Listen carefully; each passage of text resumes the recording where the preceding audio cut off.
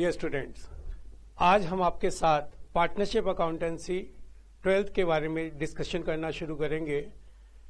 12th accountancy partnership आपके course में 35 marks की है और इसके अंडर हम बेसिकली 4 चैप्टर पढ़ेंगे।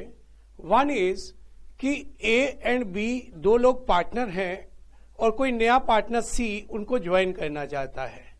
Name of the topic is admission of a partner. दो लोग ऑलरेडी पार्टनर हैं और तीसरा उनके साथ ज्वाइन करना चाहता है। Name of the topic is admission of the partner. फिर हम पढ़ेंगे कि ऑलरेडी ए बी सी नाम के 3 लोग पार्टनर थे and any one of them से B wants to quit due to any reason. वो ओल्ड एज का हो गया है या उसकी ए एंड सी के साथ अब बनती नहीं है, ही वांट्स टू क्विट। तो इस टॉपिक का नाम होगा रिटायरमेंट ऑफ अ पार्टनर। इसी टॉपिक में हम ये भी पढ़ेंगे कि बी अपनी मर्जी से नहीं जा रहा है, भगवान की मर्जी से जा रहा है, that is death of the partner. Complete topic का नाम रहेगा रिटायरमेंट एंड डेथ। थर्ड जो टॉपिक होगा वो होगा जब सारे पार्टनर मिलकर ये डिसाइड करते हैं कि हम इस फॉर्म को ही डिसॉल्व कर देते हैं, बंद कर देते हैं, तो उस टॉपिक का नाम रहेगा डिसोल्यूशन ऑफ द पार्टनरशिप। लेकिन इन तीनों टॉपिक्स पे जाने से पहले हमने कौन कौन से नाम लिए एक बार रिपीट करें। Number 1 admission of A partner, when कोई 2 या 3 लोग पहले से पार्टनर थे और एक नया पर्सन उनको एज ए पार्टनर ज्वाइन करना चाहता है। The topic name is admission of a partner. और अगर एक running firm A B C partner थे और कोई एक ए और बी और सी वांट्स टू क्विट, छोड़कर जाना चाहता है, तो the name of the topic is retirement and death. और थर्ड टॉपिक है हमारा जब सारे पार्टनर मिलकर ये डिसाइड करते हैं कि हमने इस फॉर्म को ही बंद कर देना है, the name of the topic is dissolution. लेकिन before going to these 3 topics हमें सबसे पहले पढ़ना पड़ता है फंडामेंटल्स ऑफ पार्टनरशिप। तो आज मैं आपके साथ फंडामेंटल ऑफ पार्टनरशिप की डिस्कशंस करने जा रहा हूं। टोटल 35 मार्क्स में इस तरीके से अलग से कोई वेटेज बोर्ड ने फिक्स नहीं किए हैं, लेकिन नॉर्मली फंडामेंटल से कम 6 से 10 नंबर तक के क्वेश्चंस आ जाते हैं। तो let us start with fundamental of partnership. तो सबसे पहले नाम सुनने के बाद हमारे दिमाग में ये आता है कि क्या है ये फंडामेंटल्स। अगर मैं आप सबसे पूछूं कि अगर आप में से किसी के पापा पार्टनरशिप बिजनेस में हैं, मैं आपकी फैमिली के बारे में नहीं जानता, लेकिन इवन देन मैं आपको बता सकता हूं कि आपके पापा के जो पार्टनर हैं वो जरूर या तो उनके फ्रेंड होंगे या उनके ब्रदर होंगे या कोई नियर रिलेटिव होंगे। एम आई राइट और wrong? Definitely I am right, because जब भी कोई आदमी किसी को पार्टनर बनाता है तो वो अपने सर्कल में ही, फ्रेंड सर्कल में, रिलेटिव्स में ये ढूंढता है कि किसके साथ उसकी पटेगी और वो किसके साथ पार्टनर बन सकता है।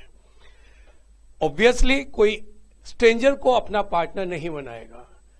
ड्यू टू दिस रिलेशनशिप अक्सर ये होता है कि जब पार्टनरशिप बनती है तो ये लोग आपस में टर्म्स को पहले से क्लियर नहीं करते हैं और उस वजह से बाद में आपस में डिस्प्यूट्स होते हैं, झगड़े होते हैं।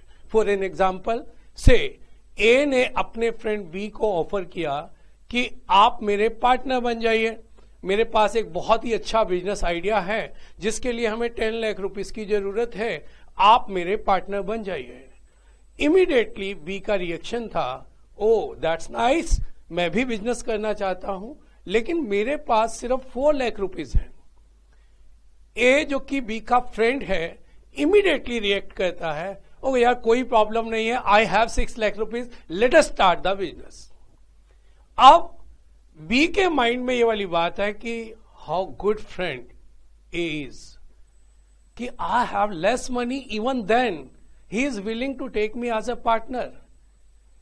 Whereas A के माइंड में शुरू से ये वाली बात है कि I am investing more, I will get more profit. Profit will be shared in the ratio of 6:4, that is 3:2. लेकिन due to this relationship of friendship वो इस बात को क्लियर नहीं करता है। पूरा साल दोनों मिलकर काम करते हैं और इन द एंड जब प्रॉफिट बांटने की बात आती है और ए कहता है कि I will get 3/5 of the total profit, तो ये बी के लिए बड़ा पिंचिंग होता है। बी कहता है कि यार मैं तो ये सोच रहा था आप मेरे बहुत अच्छे फ्रेंड हैं इसलिए मेरी जगह पैसा लगा रहे हैं। ये डिस्प्यूट जब हो जाएगा तो आपस में इस झगड़े को निपटाने के लिए लॉ क्या कहता है, ये हैं फंडामेंटल्स। लॉ ने ये फील किया कि ये लोग आपसी रिलेशनशिप की वजह से बहुत सारी बातों को पहले क्लियर नहीं करते हैं जो कि बाद में आपस में डिस्प्यूट का कारण बनती हैं। तो देयरफॉर इंडियन पार्टनरशिप एक्ट 1932 में कुछ ऐसे रूल्स बनाए गए कि इन केस ऐसे कोई डिस्प्यूट होते हैं तो लॉ की क्या पोजीशन होगी। तो सबसे पहला फंडामेंटली ये है कि इफ उन्होंने कोई प्रॉफिट शेयरिंग रेशियो डिसाइड नहीं की है तो in the absence of partnership deed, partnership act 1932 states that profits are to be shared equally irrespective of the capital contribution. Profits में बराबर बांटे जाएंगे। इट मीन्स दैट कि अगर ए को ज्यादा प्रॉफिट चाहता था तो उसको ये बात बी से पहले से ना केवल क्लियर करनी चाहिए थी, एक एग्रीमेंट करना चाहिए था कि B I am investing more, I should get more. अगर बी उससे एग्री होता तो ये 3/5 और 2/5 में प्रॉफिट बांटे जाते हैं, लेकिन क्योंकि इन्होंने आपस में कोई ऐसा एग्रीमेंट नहीं किया तो लॉ ने ये फंडामेंटल्स में ये रूल बनाया कि profits are to be shared equally. दूसरा नियम रूल के बारे में है इंटरेस्ट ऑन कैपिटल। ए ने कहा कि मैंने 6 लाख रुपए लगाए हैं, बी आपने 4 लाख रुपीस लगाए हैं, चलिए प्रॉफिट्स इक्वल बांटे जाएंगे, लेकिन before distribution of profits why not to pay interest on capital at a particular rate. क्योंकि ए को लगा कि अगर इंटरेस्ट ऑन कैपिटल दिया जाएगा तो I will get more profit, क्योंकि उसने ज्यादा कैपिटल लगाई है। बी ने इस पे ऑब्जेक्शन किया तो लॉ ने इसके बारे में भी ये रूल बनाया, ये फंडामेंटल बना कि in the absence of partnership deed no interest on capital is payable by the firm. Third rule is regarding interest on drawing. Similarly no interest on drawing is to be charge from partners drawing, this is the fundamental. Fourth one is कि irrespective कोई partner कितना time business में देता है, he can not demand salary from the business in the absence of partnership deed. अगर उसको कोई भी इस तरीके की सैलरी या और कोई भी बेनिफिट एक्सपेक्टेड है तो उसको पहले से ये कॉन्ट्रैक्ट करना चाहिए। And the last fundamental is कि अगर किसी पार्टनर ने इंटरेस्ट लोन दिया है बिजनेस को तो he is entitled to get loan interest on loan at the rate 6% per annum. ये रेट लॉ ने फिक्स की है कि अगर ये डिसाइड हो जाता है कि से फॉर एग्जाम्पल ए और बी दोनों बहुत अच्छा बिजनेस कर रहे थे, नाउ उनको और पैसे की जरूरत है। ए जिसके पास ऑलरेडी बैंक में पैसा है and he is getting interest eight the rate of 10% from bank, चुप रहता है क्योंकि उसको लगता है कि अगर मैंने अपना पैसा लगाया तो मेरे को प्रॉफिट तो इक्वल ही मिलेंगे। तो ये दोनों मिलकर किसी सी के को कांटेक्ट करते हैं कि हमें पैसे की जरूरत है, हमें लोन चाहिए। सी जो कि एक स्ट्रेंजर है वो सारी कंडीशंस को पहले से फुलफिल करवाना चाहता है कि आपको इतना इंटरेस्ट लगेगा, ये सिक्योरिटी होगी, लोन इस तरीके से वापस किया जाएगा। ए एंड बी डिसाइड करते हैं कि यस ये सारी टर्म्स हमारे को मंजूर हैं, क्यों ना हम सी से लोन ले लेते हैं।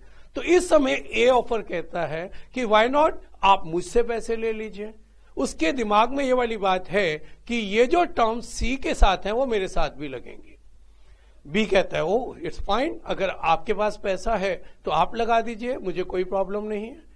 अब जब प्रॉफिट बांटने की बात आई तो ए ने कहा कि मुझे इंटरेस्ट मिलना चाहिए, बी ने कहा इंटरेस्ट वो कौन सा? उसने कहा मैंने लोन दिया है। तो बी ने कहा ओके लोन दिया है, मैं मानता हूं, आप वापस ले लीजिए लोन, लेकिन इंटरेस्ट कोई अपने आप को इंटरेस्ट थोड़ा ही देता है, यू आर द ओनर, तो आपको इंटरेस्ट नहीं मिलना चाहिए। ये डिस्प्यूट जब फंडामेंटल से इसके बारे में पूछा गया तो उन्होंने कहा if it is clear that it is a loan तो loan is subject to interest. A खुश हो गया कि मुझे इंटरेस्ट मिलेगा, लेकिन साथ ही उन्होंने कहा कि if no rate of interest is prescribed it is to be given at the rate of 6% per annum. तो पांचों फंडामेंटल्स की हम बात करें। Number 1 regarding interest, regarding profit sharing ratio, profit sharing ratio will be equal. यहां कई बार हमसे गलती हो जाती है, हम कहते हैं कि हमने बिल्कुल सही आंसर लिखा है लेकिन टीचर ने नंबर नहीं दिए हैं। हम लिखते हैं कि in the absence of partnership deed rule regarding profit sharing ratio is that profits are to be shared half half और 50-50। हमें लगता है हमने ठीक किया है, लेकिन बच्चे इक्वली और हाफ हाफ में फर्क है, क्योंकि पार्टनर्स तो 2 से ज्यादा भी हो सकते हैं। अगर 2 ही पार्टनर हैं तो इक्वली और हाफ हाफ का एक ही मतलब है, लेकिन से पार्टनर 3 हैं, 4 हैं, 10 हैं, तो in that case half half लिखना या 50-50 लिखना इज अ रॉन्ग आंसर। तो profits are to be shared equally. Regarding interest on capital, no interest on capital is payable by the firm. Regarding interest on drawing, no interest on drawing is to be charged from the partners. Regarding salary, no salary is given to the partner. And regarding interest on loan is to be provided at the rate of 6% per annum. लेकिन ये पांचों के पांचों fundamental सब लगेंगे when there is no partnership deed or deed is silent about this fact. क्योंकि अगर deed में कुछ भी उन्होंने मेंशन कर दिया, से ए है इन्वेस्टेड 6 लाख, बी ने 4 लाख लगाए हैं और बोथ पार्टनर्स आर एग्रीड कि बी को डबल प्रॉफिट मिलेंगे ड्यू टू एनी रीजन, तो वो एप्लीकेबल होगा। ये फंडामेंटल्स रूल तब एप्लीकेबल होंगे when either there is no partnership deed और if there is any deed, वो डीड साइलेंट है इस बारे में कि उनको इंटरेस्ट ऑन कैपिटल मिलना चाहिए या नहीं, उनको प्रॉफिट शेयरिंग रेशियो। अगर इन पांचों के बारे में साइलेंट है तो हम इसको रेफर करेंगे और अकॉर्डिंगली डिसीजन लिया जाएगा। अब अगर इन पांचों फंडामेंटल्स की डिस्कशंस की बात करें तो सबसे पहले मैं आपको बता दूं कि ये जो चैप्टर है ये 3 पार्ट में बटा हुआ है। सबसे पहले हम सीखेंगे एप्लीकेशन ऑफ फंडामेंटल्स। कुछ क्वेश्चंस हम करेंगे जिसमें इंटरेस्ट ऑन कैपिटल कैलकुलेट करना, इंटरेस्ट ऑन ड्राइंग कैलकुलेट करना, in the absence of partnership deed profits बांटने, ये सारा पहला सेक्शन रहेगा जिसमें हम इन पांचों फंडामेंटल्स के बारे में बात करेंगे। जब ये सेक्शन हमारा हो जाएगा, इस पे बेस्ड अगला हमारा टॉपिक आएगा जिसमें एग्रीमेंट तो था कि हमें इंटरेस्ट ऑन कैपिटल देना है, एग्रीमेंट था कि प्रॉफिट एक पर्टिकुलर रेशियो में देने हैं, लेकिन हम उसको भूल गए, प्रॉफिट्स इक्वली दिए या कुछ इस तरीके की हमने गलतियां कर दी। जिस तरीके से 11th में एक टॉपिक आपने पढ़ा था रेक्टिफिकेशन ऑफ एरर, इसमें दूसरा टॉपिक आएगा एडजस्टमेंट। हम करेंगे जो भी गलतियां हमने कर दी हैं, पास्ट एडजस्टमेंट को रेक्टिफाई कैसे करना है, ये हमारा दूसरा टॉपिक इस चैप्टर का रहेगा। तीसरा टॉपिक होगा कि व्हेन किसी एक पार्टनर के शेयर को हम गारंटी कर देते हैं कि आपको मिनिमम इतने प्रॉफिट मिलेंगे ही मिलेंगे, तो इस टॉपिक में हम गारंटी ऑफ पार्टनर पढ़ेंगे। तो ये 3 टॉपिक्स में पूरा चैप्टर हमारा एक एक करके खत्म होगा। अगर हम आज पांचों फंडामेंटल्स को एक बार फिर से रिवाइज करें, number 1 regarding profit sharing ratio, profits are to be shared half half, am I right? No, it should be equally, profits are to be shared equally. Regarding interest on capital, no interest on capital is payable by the firm. Regarding interest on drawing, no interest on drawing is to be charged. Regarding salary, no salary is payable to any of the partner irrespective how much time he is giving to the firm. And the last one is regarding loan. If a partner has provided some loan to the business, he is entitled to get interest at the rate 6% per annum. अगर हम देखें तो profit sharing ratio के बारे में कि कुछ सीखने की जरूरत नहीं है। If there is profit sharing ratio, profit उस रेशियो में बटेंगे, नहीं है तो इक्वली बटेंगे। हमारा पहला टॉपिक जिसको हमें प्रैक्टिकली सीखना पड़ेगा that is interest on capital. तो सबसे पहले हम इंटरेस्ट ऑन कैपिटल की डिस्कशंस स्टार्ट करते हैं। इंटरेस्ट ऑन कैपिटल सीधा ही पेपर पॉइंट ऑफ व्यू से तैयारी शुरू करते हैं बच्चे कि सबसे पहले सबसे सिंपल टाइप का क्वेश्चन जो हमें आता है, टाइप 1 क्वेश्चन, कि ए और बी की कैपिटल्स 3 लाख एंड 2 लाख हैं और ये एग्रीड है कि 12% पर एनम से इंटरेस्ट लगाना है, ये एग्रीड है। तो ये तो आप 6-7 से सीखते आए बेटे। दिस इज वेरी सिंपल कि 3 लाख का 12% 36,000 ए का इंटरेस्ट ऑन कैपिटल हो जाएगा और 2 लाख का 12% 24,000 बी का इंटरेस्ट ऑन कैपिटल हो जाएगा। दिस इज सिंपल, लेकिन ऐसा क्वेश्चन भी हमें आगे डील करना है, तो ये टाइप 1 क्वेश्चन है। अब हम बात करते हैं टाइप 2 क्वेश्चन की। टाइप 2 क्वेश्चन में अगर मैं आपसे पूछूं कि इंटरेस्ट ऑन कैपिटल जो कि बिजनेस दे रहा है, ये कौन सी कैपिटल पे दिया जाता है, क्योंकि हम देखते हैं बच्चे कि एक कैपिटल से एक पार्टनर ने स्टार्ट किया, थोड़े ही टाइम के बाद बिजनेस ने उसको कोई बेनिफिट दिया, से सैलरी दी, से 3 लाख रुपीज से स्टार्ट किया इन्हें, थोड़े ही टाइम के बाद उसको 20,000 rupees as a salary credit कर दिए गए, तो उसकी कैपिटल कितनी हो गई? 3,20,000। थोड़े दिनों के बाद उसने 10,000 रुपीज बिजनेस से ड्रॉइंग की, तो उसकी कैपिटल हो गई 3,10,000 रुपीज। थोड़े दिनों के बाद वो 50,000 रुपीज और इंट्रोड्यूस करता है बिजनेस में, उसकी कैपिटल हो गई 3,60,000। अब क्वेश्चन में या डीड में सिर्फ ये लिखा है कि there capital is subject to interest on capital at the rate 12% per annum. तो नाउ द क्वेश्चन इज कि किस कैपिटल पे दिया जाए? 3 लाख पे दें जो कि उसकी स्टार्टिंग की कैपिटल थी, या 3,20,000 पे जो कि सैलरी के बाद की कैपिटल थी, या 3,10,000 पे जो कि उसकी ड्राइंग के बाद की कैपिटल थी, या 3,60,000 जो उसकी क्लोजिंग कैपिटल है।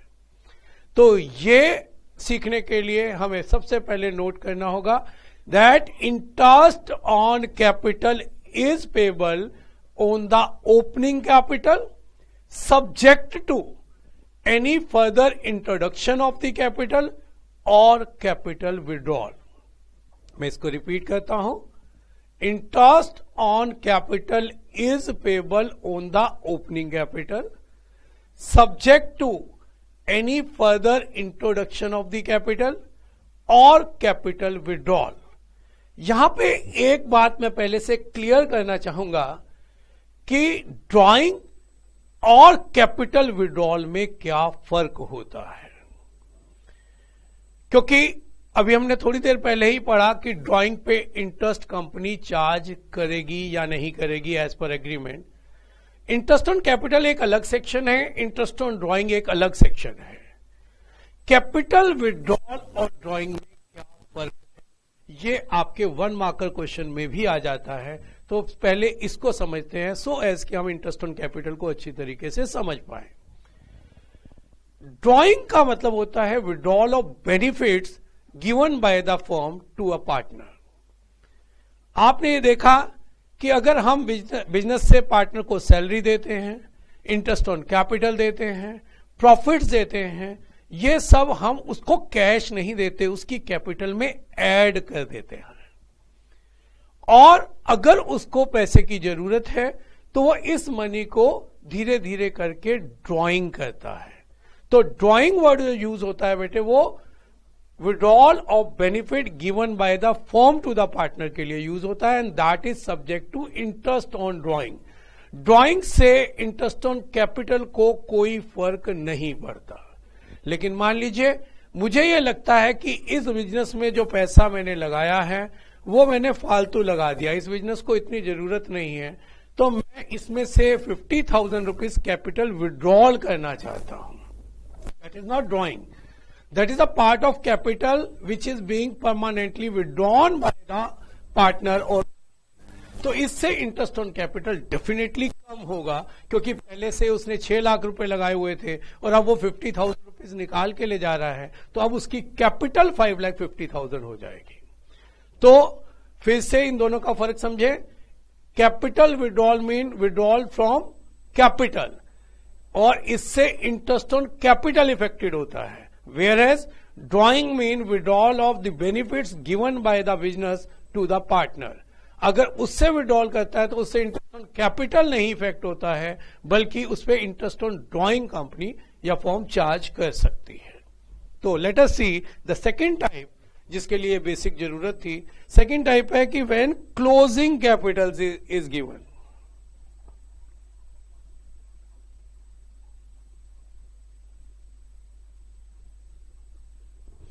वो कहता है ए और बी की कैपिटल 3 लाख एंड 2 लाख है।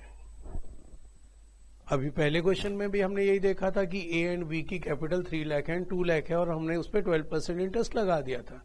लेकिन अब इसके साथ वो कह देता है ऑन 31 मार्च, या खुद कह देता है कि ए एंड बी की क्लोजिंग कैपिटल 3 लाख और 2 लाख है। और हमने थोड़ी देर पहले ही पढ़ा कि इंटरेस्ट ऑन कैपिटल किस पे लगेगा? इंटरेस्ट ऑन कैपिटल लगेगा opening capital subject to further introduction of capital और कैपिटल विड्रॉल। ये वाली बात हमने पढ़ी। तो अगर हमें इस तरीके का क्वेश्चन आता है कि ये क्लोजिंग कैपिटल है और इसको हमने 12% पर एनम से इंटरेस्ट ऑन कैपिटल कैलकुलेट करना है, तो first of all we have to find opening capital. उसका क्या फॉर्मूला है? हमें कोई फॉर्मूला रटना नहीं है बच्चे। क्लोजिंग कैपिटल आज की कैपिटल है और मुझे ओपनिंग कैपिटल तक पहुंचना है। दैट सिंपली मीन कि जितनी चीजें भी मैंने प्लस की हैं इस सफर में क्लोजिंग तक पहुंचने में, अगर मैं उसको माइनस कर दूं और जितनी भी चीजें मैंने माइनस की हैं उनको अगर मैं प्लस कर दूं, तो मैं डेफिनेटली ओपनिंग कैपिटल पर पहुंच जाऊंगा, क्योंकि इनका इफेक्ट नलीफाई हो जाएगा। तो नॉर्मली जो चीजें हमें एडजस्टमेंट करनी होती हैं वो ये हैं कि क्लोजिंग कैपिटल में हमें ड्रॉइंग प्लस करनी होती है, क्योंकि ड्राइंग की वजह से हमारे प्रॉफिट्स पहले कम हो, हमारी कैपिटल पहले कम हो चुकी है, हम उसको डिडक्ट कर चुके हैं। अगर हम इसको प्लस कर देंगे तो वो वापस से इसके इफेक्ट को नलीफाई करते हुए वहीं पहुंच जाएंगे जहां से ये शुरू हुई थी। माइनस प्रॉफिट्स, ये हमारी ओपनिंग कैपिटल होगी। यहां ये मैं बताना चाहूंगा कि ये फॉर्मूला नॉर्मली एप्लीकेबल होता है, लेकिन इसको रटना नहीं है। इसके अलावा भी अगर क्वेश्चन हमें कोई भी सेंस देता है कि हम कोई चीज प्लस कर चुके हैं, तो उसका इफेक्ट नलीफाई करने के लिए हमें उसको माइनस करना ही होगा। और अगर हमें क्वेश्चन ये सेंस देता है कि ये वाली चीज हम प्लस कर चुके हैं, तो उसको हमें माइनस करना ही होगा। तो इसमें मैं एक एग्जाम्पल लेके करता हूं कि से ए की ड्राइंग 30,000 और बी की ड्राइंग 10,000 थी। टोटल प्रॉफिट 1 लाख के हम इनको इक्वल रेशो में बांट चुके हैं, तो 50,000 हम बांट चुके हैं। तो इससे ए की जो ओपनिंग कैपिटल है वो 2,80,000 और बी की 1,60,000 हो जाएगी। तो इंटरेस्ट ऑन कैपिटल जब मैं निकालूंगा तो ए का 2,80,000 का 12% निकलेगा और बी का 1,60,000 का 12%। तो टाइप 2 क्वेश्चन में हमने क्या देखा कि हमें क्लोजिंग कैपिटल गिवन थी, लेकिन हमें इंटरेस्ट निकालने से पहले ओपनिंग कैपिटल तक पहुंचना होगा। नॉर्मली आने वाली एडजस्टमेंट क्या है? Plus drawing minus profit. लेकिन यहां पर भी बहुत क्लेवरली वो इसमें पंगा लेता है। क्वेश्चन कहता है कि A and B having capital of 3 lakh and 2 lakh in the end of the year. ये क्लियर है कि ये क्लोजिंग कैपिटल है। A withdrew 30,000 and B withdrew 20,000 during the year. ये ड्राइंग्स है। लेकिन जब वो क्वेश्चन में ये इंफॉर्मेशन देता है तो एसेट साइड में ए की ड्राइंग 30,000 की अपीयर हो रही है। इसका मतलब क्या है? इसका मतलब ये है कि ए ने ड्राइंग तो की है, लेकिन वो अभी कैपिटल से माइनस नहीं हुई है। तो ये फॉर्मूला रट के करने वाला तो उसको ड्राइंग को ऐड कर देगा, लेकिन हमने यही बताया कि हम ऐड क्यों करते हैं, क्योंकि वो पहले माइनस हुआ है उसको नलीफाई करने के लिए। अगर क्वेश्चन हमें इस तरीके सेंस दे रहा है कि वो माइनस ही नहीं हुई है, तो डेफिनेटली उसको हम ऐड भी नहीं करेंगे। बी की ड्राइंग 20,000 है, लेकिन वो एसेट्स में अपीयर नहीं हो रही है। दैट मीन कि बी ने जो ड्राइंग की वो उसकी कैपिटल में से लेस हो चुकी हैं, तो उसको हम ऐड करेंगे। तो इन दैट केस ए की ये जो ड्राइंग है ये ऐड नहीं की जाएंगी, क्योंकि ये बैलेंस शीट में अपीयर हो रही हैं। इसी तरीके से मान लीजिए वो कहता है कि हमारे 1 लाख रुपीस के प्रॉफिट्स थे, लेकिन गिवन बैलेंस शीट में लाइबिलिटी साइड में P&L appropriation account of current year 40,000 से अपीयर हो रहा है। इससे आप क्या मतलब समझते हैं? इट सिंपली मीन कि ऑल्दो 1 लाख रुपीस कंपनी ने अर्न किए हैं, लेकिन उसमें से 40,000 अभी कंपनी की लाइबिलिटी में है, मींस वो नहीं बांटे गए हैं। तो कितने बांटे गए हैं? That is 60,000। तो 60,000 अगर इक्वल रेशियो में बांटे गए हैं तो कितने कितने बांटे गए हैं? 30,000 एंड 30,000 इज। तो अगर प्लस 30,000 हुआ है तो माइनस भी कितने होंगे? 30,000 एंड 30,000। यानी कि ये जो सेकंड टाइप है, इसमें सिर्फ रटने से काम नहीं चलेगा कि क्लोजिंग कैपिटल में ड्राइंग प्लस कर दीजिए, प्रॉफिट्स को माइनस कर दीजिए। यस, ड्राइंग को प्लस करना है, बट व्हेन? जब वो डिडक्ट हो चुकी हो। अगर ऐसी कोई भी इंफॉर्मेशन है, मैं एक क्वेश्चन आपसे पूछता हूं, जरा चेक कीजिए। क्वेश्चन के एज ड्राइंग्स आर 30,000 और बैलेंस शीट में अपीयर हो रही है एसेट साइड में एज ड्राइंग 20,000। इससे आपने क्या मतलब निकाला? क्या ड्राइंग ऐड होंगी? होंगी तो कितना? क्वेश्चन। हाँ जी, आपने आंसर। ए ने 30,000 की ड्राइंग की, लेकिन अभी एसेट में एज ड्राइंग 20,000 अपीयर होने का मतलब है कि ए की ड्राइंग का 10,000 कैपिटल में से माइनस हो चुका है, और जो माइनस हो चुका है सिर्फ उतना ही ऐड होना है। तो इसलिए उस क्वेश्चन में ए की ड्राइंग कितनी ऐड होगी ओपनिंग कैपिटल निकालने के लिए? 10,000 रुपीज। आई होप कि आप इसको समझ गए होंगे। तो ये टाइप 2 क्वेश्चन था कि when closing capital is given. Type 1 question एक सिंपल क्वेश्चन, ठीक है। जब हमारा कोई भी कॉम्प्रिहेंसिव क्वेश्चन होगा जिसमें हम बहुत सारी चीजें करेंगे, interest on capital, interest on drawing और सैलरी एटसेट्रा, प्रॉफिट बांटना, तो उसमें simple type of interest on capital भी आता है, इसलिए उसको भी सीखना जरूरी था। सबसे पहले छोटे क्वेश्चंस में 3 या 4 नंबर के क्वेश्चन में भी ये क्वेश्चन आ सकता है कि हमें क्लोजिंग कैपिटल गिवन है, या तो हमें डेट से पता लगाना पड़ेगा ये क्लोजिंग कैपिटल है। वो कहता है on 31 March 2017 the capital account stood at 3 lakh and 2 lakh, ये क्लोजिंग कैपिटल है। या वो इस तरीके से कहता है कि A and B having closing capital, फिर तो क्लियर ही है। या एक और तरीका भी है जिससे वो सेंस देता है कि ये क्योंकि अगर आपने ये ध्यान नहीं दिया कि ये क्लोजिंग कैपिटल है, आप उसी पे इंटरेस्ट लगाएंगे और वो गलत हो जाएगा। मैं बोल रहा हूं कि जिससे आपको स्मेल आउट करना है कि ये ओपनिंग है या क्लोजिंग है। वो कहता है A and B are having capitals of 3 lakh and 2 lakh. In arriving to these figure, profit of the year 1 lakh already distributed among them. और अभी प्रॉफिट साल के लास्ट में बांटे जाते हैं। इनडायरेक्टली वो आपसे ये कहना चाहता है कि ये क्लोजिंग कैपिटल है। तो सबसे पहले ये चेक करना कि ये क्लोजिंग कैपिटल है। तो क्लोजिंग कैपिटल से ओपनिंग कैपिटल तक जाने का तरीका क्या है कि हम ड्राइंग को प्लस करेंगे, प्रॉफिट्स को माइनस करेंगे, लेकिन कंडीशन क्या है कि ड्राइंग पहले माइनस होनी चाहिए और प्रॉफिट पहले प्लस होने चाहिए। जैसा कि मैंने एग्जांपल लिया कि प्रॉफिट्स अगर 1 लाख के हैं और 40,000 अपीयर हो रहे हैं, तो हमने 1 लाख नहीं बांटे, हमने 60 बांटे हैं, तो 30,000 बटे हैं, तो 30,000 ही माइनस होंगे। ये था हमारा टाइप 2। टाइप 3 क्वेश्चन, इसमें वो कुछ इस तरीके से क्वेश्चन देता है कि A and B agreed to invest 5 lakh each, whereas A ने 1 अप्रैल को 2 लाख रुपए लगाए, then after few months 30th 6 को उसने 1 लाख रुपया और लगा दिया, 1/11 को उसने 1,50,000 रुपीज और लगाए, और 31 जनवरी को उसने बैलेंस 50,000 भी लगा दिया। वेयर एज बी ने 1 डेट को ही 5 लाख रुपए लगाए। दोनों ने 5-5 लाख रुपए लगाए हैं और आपसे कहा गया है कि इंटरेस्ट निकालना है eight the rate 12% per annum.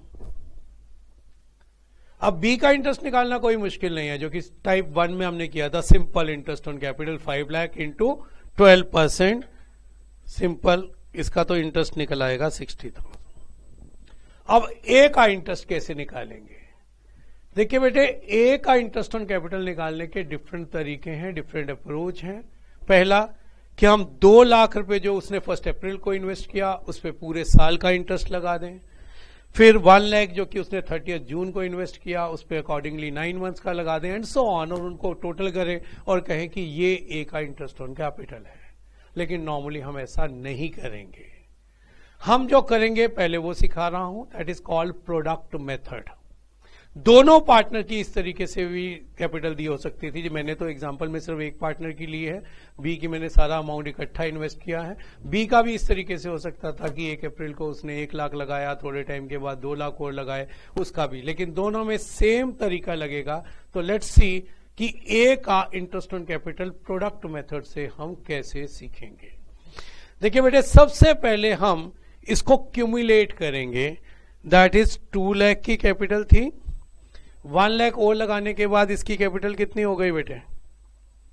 3 lakh. उसके बाद 1.5 लाख रुपया जब और लगाया तो इसकी टोटल कैपिटल कितनी हो गई? 4,50,000। और फिर 50,000 और लगाए तो उसकी कैपिटल कितनी हो गई? 5 लाख। सबसे पहला step interest on capital calculate करने के लिए एज पर प्रोडक्ट मेथड, मैं इसको ना प्रोडक्ट मेथड ए नाम दे रहा हूं। रीजन है क्योंकि अभी एक और प्रोडक्ट मेथड इसी चैप्टर में आएगा, उसको हम प्रोडक्ट मेथड बी नाम दे देंगे। प्रोडक्ट मेथड ए का स्टेप नंबर 1 है कि हम सबसे पहले जो गिवन हमारी कैपिटल्स हैं, जो डिफरेंट डेट्स को इंट्रोड्यूस की गई हैं, उनको क्यूमुलेट कर लेंगे। उसके बाद हम पहली डेट से अगली डेट तक के मंथ काउंट करेंगे कि 1 अप्रैल की उसकी कैपिटल 2 लाख रुपए थी, जो कि 30/6 को 3 लाख रुपए हो गई है। तो फॉर हाउ मेनी मंथ्स ये 2 लाख रुपए थी? April, May and June. That mean 3 months के लिए ये कैपिटल रही 2 लाख रुपए। फिर उसके बाद ये कैपिटल 3 लाख हो गई, जो कि 1/11 तक चली। तो 7th, 8th, 9th and 10th, July, August, September and October. नवंबर 1 को चेंज हो गई है, इसलिए नवंबर को काउंट नहीं करना है। तो हाउ मेनी मंथ्स? 4। फिर ये कैपिटल 4,50,000 यानी कि 4,50,000 हो गई। तो ये कितने मंथ तक रही? 11, 12 and 1st, that is November, December and January, यानी कि 3 महीने तक ये कैपिटल 4,50,000 रही। और उसके बाद ये कैपिटल 5 लाख हो गई, जो कि बचे हुए 2 महीने, फरवरी एंड मार्च, 2 महीने के लिए ये कैपिटल हो गई। अब हमें आगे बढ़ने से पहले ये इंश्योर भी कर लेना है कि हमसे कोई कैलकुलेशन में गलती तो नहीं हुई है। तो एक साल में 12 मंथ्स होते हैं, तो ये जो हमने काउंटिंग की है इसका टोटल जरूर 12 मंथ्स ही होना चाहिए। अगर हमसे कोई कैलकुलेशन में गलती हो गई, 11 आ रहा है या 13 आ रहा है, तो हमें दोबारा से काउंट करके देखना चाहिए कि हमारे कितने मंथ्स बनते हैं। कहीं ना कहीं जरूर गलती होगी, अदरवाइज ये ऑलवेज 12 ही होगा। अब हमें इनको प्रोडक्ट करना है। तो ये प्रोडक्ट आ गई 6 लाख, 12 लाख, 13,50,000 एंड 10 लाख। इसको हम सम अप करेंगे।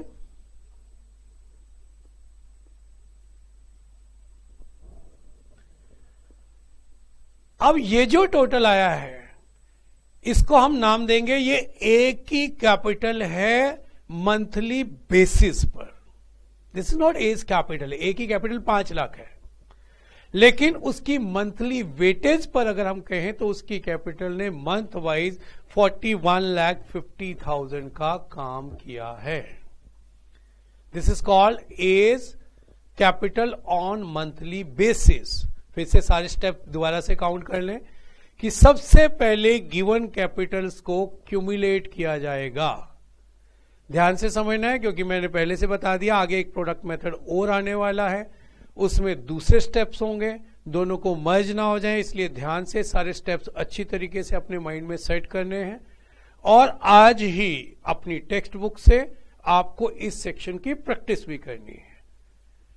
तो सबसे पहले गिवन कैपिटल्स को हमें क्यूमुलेट करना है, उसके बाद एक डेट से अगली डेट तक, फिर उस डेट से उससे नेक्स्ट डेट तक, फिर उस डेट से उससे नेक्स्ट डेट तक, और फिर यहां से लास्ट तक के मंथ काउंट करने हैं। इन मंथ्स का टोटल 12 ही होना चाहिए। हाँ, अगर किसी पार्टनर ने बीच में ज्वाइन किया है, से अगर किसी पार्टनर ने ज्वाइन ही 1 अक्टूबर को किया है, तो 31 मार्च तक टोटल 12 नहीं आएगा, तब उसका टोटल 6 आएगा। लेकिन नॉर्मली पूरे साल के जब हम इंटरेस्ट ऑन कैपिटल निकालते हैं तो इसका टोटल 12 ही आता है। इनको हमें प्रोडक्ट करना है और प्रोडक्ट टोटल को बोलना है कि ये ए पार्टनर की कैपिटल मंथली बेसिस पे है। मेरे पास जो इंटरेस्ट रेट गिवन है 12%, वो पर एनम रेट पे है, और मेरे पास जो कैपिटल आ गई है वो मंथली बेस पे है। तो मुझे बचे इसके साथ ना केवल रेट से मल्टीप्लाई करना है इंटू 1/12, मुझे इंटू 1/12 भी करना है, क्योंकि ये रेट एनुअल है, इसको भी मुझे मंथली बेसिस पे कन्वर्ट करना है।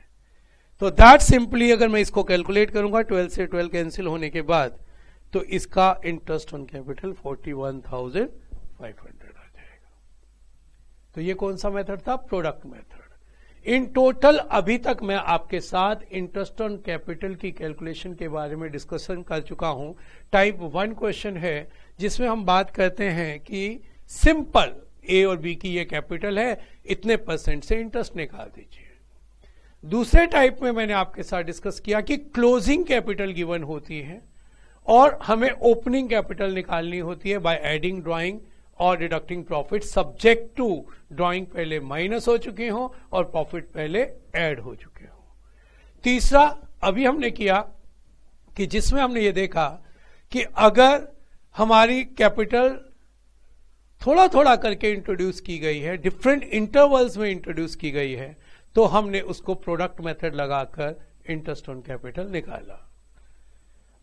बातें अभी भी इंटरेस्ट ऑन कैपिटल की खत्म नहीं हुई है।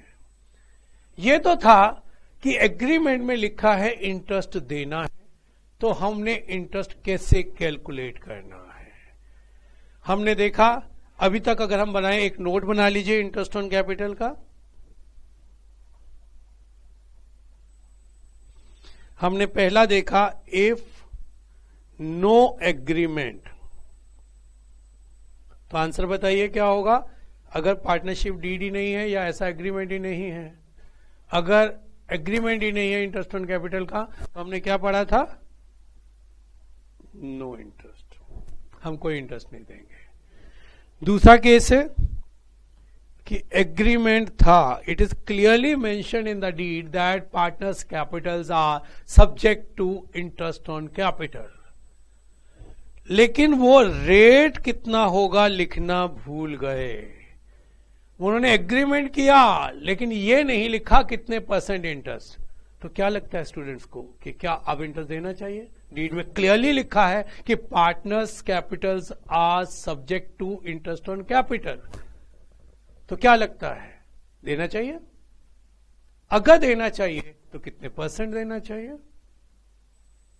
लॉ ने इसके लिए कोई रेट स्पेसिफाइड नहीं की है। जो 6% पर एनम की हमने शुरू में बात की थी, वो लोन के लिए की है, इंटरेस्ट ऑन कैपिटल के लिए नहीं। तो इस केस में भी इस एग्रीमेंट को पूरा नहीं माना जाएगा और कोई इंटरेस्ट नहीं होगा, क्योंकि रेट ऑफ इंटरेस्ट स्पेसिफाइड करना जरूरी है। क्लियर एग्रीमेंट होना चाहिए पार्टनर्स में कि पार्टनर्स की कैपिटल कितने % पे इंटरेस्ट ऑन कैपिटल देना है। तीसरा केस कि अगर एग्रीमेंट भी है और रेट भी है, क्लियरली लिखा है कि partners capitals are subject to interest on capital at the rate 12% per annum, clearly लिखा है। तो कैसे कैलकुलेट होता है ये आपने अभी पढ़ लिया। लेकिन अब यहां पर आगे पार्टनरशिप एक्ट क्या कहता है उसके बारे में बातें करते हैं कि अगर एग्रीमेंट भी है, रेट भी है, interest on capital is subject to profits. As interest on capital is an appropriation of profit, it is to be given out of profit. Profit में से देना है. अब प्रॉफिट ही नहीं है. आपने तो एग्रीमेंट कर लिया कि 12% देना है. इंटरेस्ट ऑन कैपिटल देना है तो उसके लिए आपने किसी को बुला लिया कि लाओ मैंने आपको पैसे देने हैं, लेकिन you have to check your pocket कि आपके पास पैसे देने के लिए हैं भी या नहीं. तो इन केस ऑफ लॉसेस, ये पहला केस है, इसके अंदर हम डिफरेंट केसेस पढ़ेंगे.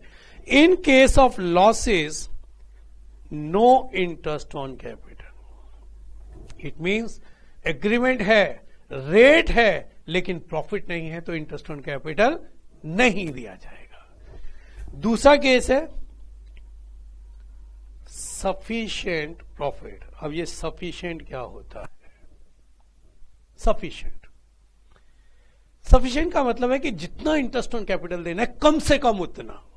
फॉर एग्जाम्पल, ए और बी की कैपिटल 3 लाख, 2 लाख और 1 लाख हैं और इनको 10% पर एनम का इंटरेस्ट ऑन कैपिटल देना है. तो 30,000 इज द मिनिमम रिक्वायरमेंट. 30,000 पे इंटरेस्ट ऑन कैपिटल देने के लिए हमारे पास होने चाहिए.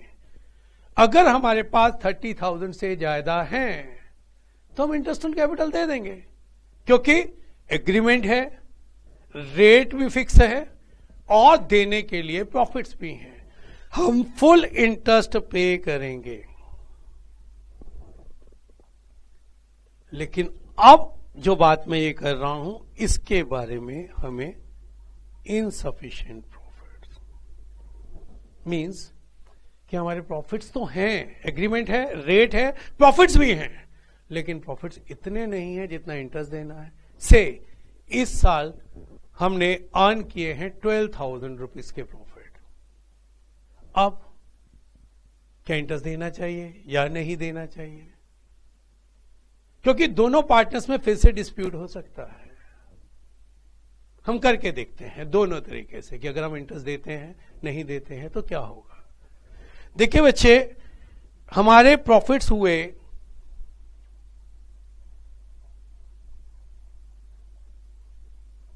12,000 रुपए, लेकिन इंटरेस्ट ऑन कैपिटल कितना देना है?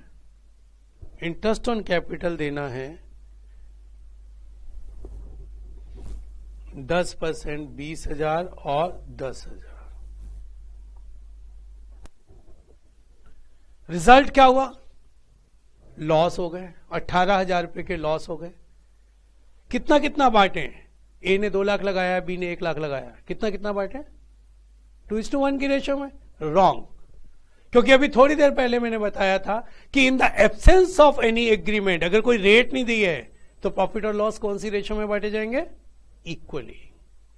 तो यहां पर हमारे पास डिविजिबल लॉसेस आ जाते हैं बेटे 18,000 के, जो कि उनको जो भी प्रॉफिट शेयरिंग रेशियो गिवन हो उसमें बांटे जाएंगे. और अगर प्रॉफिट शेयरिंग रेशियो नहीं गिवन है, जैसा मैंने जो एग्जांपल लिया उसमें कोई प्रॉफिट शेयरिंग रेशियो गिवन नहीं थी, तो 9,000 एंड 9,000 के लॉसेस आ जाएंगे. तो अगर हम इनडायरेक्टली कहें तो 12,000 में ए को क्या मिला? भाई उसे 20,000 मिले और 9,000 वापस करने पड़े. तो इन टोटल उसको 11,000 रुपीज मिल गए. और व्हाट अबाउट बी? उसको 10,000 मिले और अगले ही पल हमने उससे 9,000 रुपीज के लॉसेस रिकवर कर लिए. तो इन टोटल उसको प्रॉफिट कितने मिले? 1,000. अब बी क्यों चाहेगा ऐसा? बी तो कहेगा नहीं नहीं ये तो गलत बात है, आप इंटरेस्ट दो ही ना, क्योंकि हमने कहा था कि अगर लॉसेस हैं तो हम इंटरेस्ट नहीं देते हैं. तो ए ने कहा क्यों? लॉसेस के केस में नहीं देते हैं, यहां तो प्रॉफिट्स हैं, प्रॉफिट में तो पूरा देते हैं. तो there is a dispute again कि कैसे बांटे. तो लॉ ने कहा कि if there are profits but they are not sufficient, interest on capital is payable, interest on capital देना है. मेरे अगले वर्ड्स को ध्यान से समझिएगा. Interest on capital is payable but restricted to the amount of available profits. इसका मतलब कि इंटरेस्ट ऑन कैपिटल देना है, लेकिन 12,000 जितने प्रॉफिट्स मेरे पास हैं उतना ही दे सकते हैं, उससे ज्यादा नहीं दे सकते। दैट टू, अभी भी बात खत्म नहीं हुई है, अब ए और बी को कितना कितना देना, ये वाली बात भी हमें समझनी पड़ेगी। That too in their interest ratio और कैपिटल रेशियो, जितना जितना इंटरेस्ट उनको मिलना चाहिए था, एक्चुअल में कितना कितना मिलना चाहिए था, 20,000 एंड 10,000। तो ये 12,000 उनको 2:1 की रेशो में, कि अगर मेरे पास 30,000 रुपए होते तो मिस्टर ए मैं आपको 20,000 और बी आपको 10,000 रुपीज देता, लेकिन मेरे पास क्योंकि पैसे कम हैं तो इसी रेशो में जितने हैं उतने ले लीजिए। तो उस केस में 12,000 का 2/3 एंड 12,000 का 1/3, 4,000 एंड 8,000 का डिस्ट्रीब्यूशन ए एंड बी के बीच में होगा। बात समझ में आई है ये आपकी? हम वापस से देखते हैं। हम बात कर रहे थे कि अगर हमारे पास एग्रीमेंट नहीं है हम इंटरेस्ट नहीं देते हैं। अगर एग्रीमेंट है, रेट लिखना भूल गए हैं, तो भी कोई इंटरेस्ट नहीं मिलेगा, क्योंकि इस एग्रीमेंट को एक कंप्लीट एग्रीमेंट माना ही नहीं जाएगा। अगर एग्रीमेंट और रेट दोनों हैं, even then it is subject to profits. Means in case of losses agreement और रेट का होने के बावजूद भी हम कोई इंटरेस्ट ऑन कैपिटल नहीं देंगे।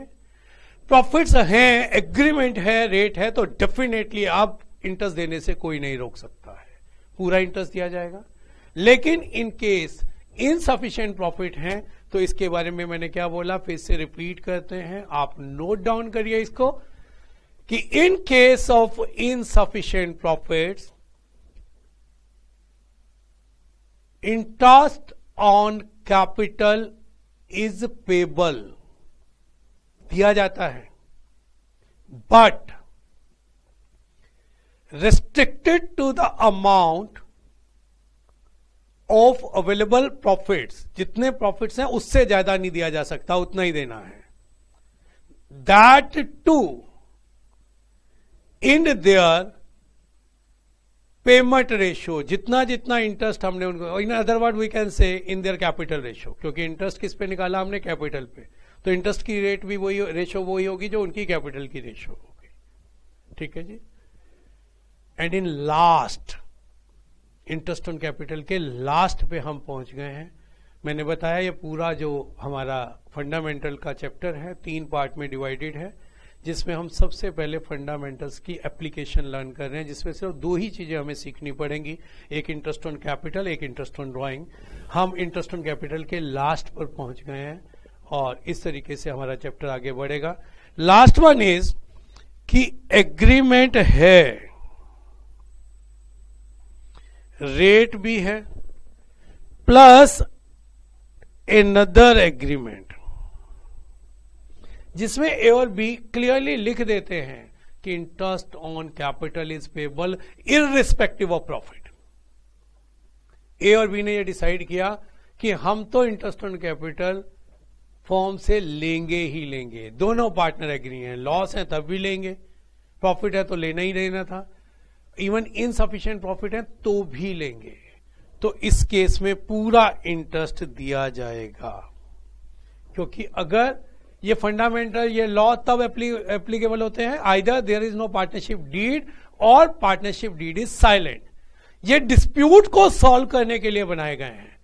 अगर पार्टनर्स आपस में कोई भी एग्रीमेंट कर लेते हैं और झगड़ा नहीं करते हैं तो लॉ कहता है हमें कोई प्रॉब्लम नहीं है, आप जैसे मर्जी बांटना चाहते हैं बांट लीजिए। झगड़ा करेंगे तो लॉ क्या कहता है वो अप्लाई होगा। तो ये जो लास्ट था इसके बारे में कई बार ये लिखा होता है कि interest on capital is payable irrespective of profit, और इसकी जगह पे कई बार वो लिखता है कि show the distribution of interest on capital when interest on capital is treated as a charge. जब उसको एज ए चार्ज यानी कि एक खर्चा मान के करना है तो भी पूरा इंटरेस्ट दिया जाएगा, उसका मतलब इररिस्पेक्टिव ऑफ प्रॉफिट है। सिर्फ ध्यान ये रखना होगा बेटे कि जब हम एज ए चार्ज मानते हैं हैं या हमने देना ही देना है, तो अकाउंट का नाम उस समय we should write P&L account. It should not be profit and loss appropriation account, then it is profit and loss account, क्योंकि all charges are to be debited in profit and loss account, whereas all appropriations are to be entered in profit and loss appropriation account. अब जो मैंने अभी अभी बोला, इससे एक नया डाउट बच्चे के मन में आ सकता है, और ये 1 मार्क का थ्योरी क्वेश्चन भी है कि what is the difference between charge and appropriation. बेटे, चार्ज का मतलब है जिससे हमारे प्रॉफिट्स कम होते हैं. इररिस्पेक्टिव ऑफ प्रॉफिट और लॉस वी हैव टू पे. मैंने अगर जगह किराए पे लिया, मुझे किराया देना पड़ेगा. मैं लैंडलॉर्ड को ये नहीं कह सकता कि मेरे तो प्रॉफिट नहीं हो रहे हैं, आप किराया ना लीजिए. That is a charge. Way profit and loss account में डेबिट होगा. इसके जो नेट प्रॉफिट आएंगे वो ट्रांसफर होंगे profit and loss appropriation account में. और अब ये प्रॉफिट पार्टनर्स में कैसे बांटे जाते हैं, इसका कितना part as interest on capital दिया जाता है, कितनी सैलरी किसी पार्टनर को दी जाती है, कितना इंटरेस्ट ऑन ड्राइंग पार्टनर से चार्ज किया जाता है, कितने डिविजिबल प्रॉफिट हम उनको देते हैं, ये सारी चीजें profit and loss appropriation account में आएंगी. एप्रोप्रिएशन से प्रॉफिट कम नहीं होते, बढ़ जाते हैं. चार्ज से प्रॉफिट कम होते हैं. चार्ज मीन कि मेरे प्रॉफिट कम हो गए, मेरा टैक्स इसके बाद लगेगा. वेयर एज अगर आप इंटरेस्ट ऑन कैपिटल के नाम पे, पार्टनर की सैलरी के नाम पे सारी चीजें P&L अकाउंट में डेबिट कर दें और गवर्नमेंट को कहें कि हमारे तो प्रॉफिट ही नहीं हो रहे, हम टैक्स किस बात कर दें, दिस इज नॉट अलाउड. आपको एप्रोप्रिएशंस को अलग मानना है और चार्जेस को अलग मानना है. तो पूरा ब्रीफ करते हैं जो हमने सीखा. हमने फंडामेंटल्स के चैप्टर में आपसे ये कहा कि जो पहला सेक्शन होगा फंडामेंटल की एप्लीकेशंस का, 5 फंडामेंटल्स हैं. In the absence of partnership deed ये 5 अप्लाई होते हैं. पहला है कि if there is no provision regarding profit sharing ratio, profits are to be shared equally. No interest on capital is payable by the firm. उसके बारे में आज हमने डिटेल से पढ़ा. टाइप 1 क्वेश्चन जो कि सिंपल थे, टाइप 2 क्वेश्चन जब क्लोजिंग कैपिटल गिवन थी, टाइप 3 क्वेश्चन कि जब डिफरेंट इंटरवल्स में किसी ने कैपिटल को इंट्रोड्यूस किया. उसके बाद इंटरेस्ट ऑन ड्राइंग का फंडामेंटल आएगा, जिसमें हमने फंडामेंटल्स में पढ़ा no interest on drawing is to be charge from the partner in the absence of partnership deed. No salary is payable in the absence of partnership deed, and interest on loan is payable at the rate of 6% per annum. I hope कि ये सारी बातें आपको समझ में आएंगी. लेकिन बच्चे, this is a mathematical paper. जब तक आप इन चीजों की प्रैक्टिस नहीं करेंगे, आगे सीखने का फायदा नहीं.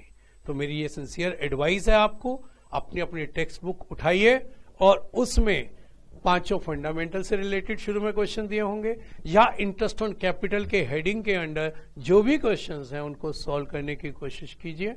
हम अगले लेक्चर्स में इसको और क्लियर करने की कोशिश करेंगे. Thank you very much.